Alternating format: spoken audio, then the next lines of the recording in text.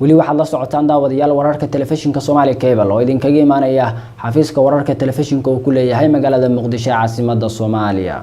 Koorintaan ka bixin aan idin soo gudbino warar kale oo la xiriira caalamka.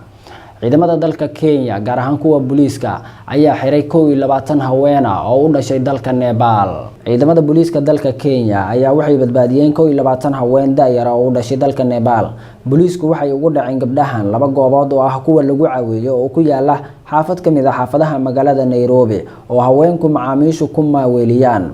haweenka oo loo sheegay in la doonayay in si qaldan loo adeegsado oo looga faa'iideysto ayay booliiska waxay arintani u xireen 3 qof oo looga shakisan yahay in ay tahriibinayeen hablahani. ciidamada booliiska ee magaalada Nairobi waxay kale oo ay sheegeen inay wadaan baaritaan ku aadan arintan oo ay doonayaan bal in ay ogaadaan in falkani uu xiriir la leeyahay shabakadaha caalamiga ah ee wax tahriibiyo. waxa kale oo ay intaasi ku dareen inay doonayaan in ay ogaadaan oo ay ka salgaaraan in hablahani si sharci darro ah ay ku soo galeen dalka Kenya iyo in ay si sharciya ku soo galeen. horaantii sanadkan ayay ahayd markii ciidamada Kenya ay soo bandhigeen 7 gabdhood oo u dhashay dalka Nepal iyo 3 ka soo jeeda dalka Hindiya kuwaasi oo gacanta ugu jiray kooxaha wax tahriibisa ee magaalada Mombasa.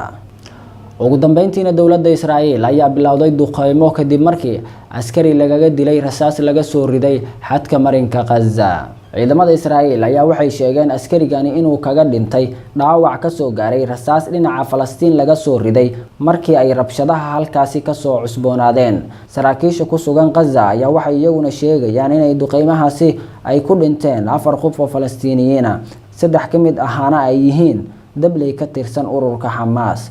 ciidamada Israa'iil waxay sheegayaan inay duqeymahoodu ku beegsadeen 15 goobood oo ay leeyihiin ciidamada Hamas oo ku yaala waqooyiga marinka Gaza iyo 25 kale oo ku yaala koonfurta Khan Yunis. duqeymaha weli waa ay socdaan. dawladda Israa'iil ayaa toddobaadkii hore Gaza waxay ka sameysay duqeyntii ugu weyneed oo ay ku beegsadeen saldhigyada ururka Hamas tan iyo markii uu dhamaaday dagaalkii Gaza ee 2014. wararkaasi la xiriira caalamka ayaana daawadayaal ugu dambeeyay wararkii aad kala socoteen telefishinka Somali Cable oo idinkaga imaanaya xafiiska wararka telefishinka uu ku leeyahay magaalada Muqdisho caasimadda dalka Soomaaliya. anigoo Cabdulqaadir Umar Cabdulla Fiidka ayaana wararka idin la socodsiinayay. waxaase naga xasuusa cidii uu sagay warkeena inay dib kaga heli karaan ciwaanada aan ku leenahay bogagga baraha bulshada sida YouTube-ka, Facebook-ka, Twitter-ka iyo website-keena somalicable.tv. tani warkan kan xiga waa Cabdulqaadir Umar Cabdulla idinka mahadcelinaya daawashadiina habboon oo idin leh sidaas iyo nabadgelyo. Assalaamu calaykum waraxmatullaahi tacaala wa barakaatuh.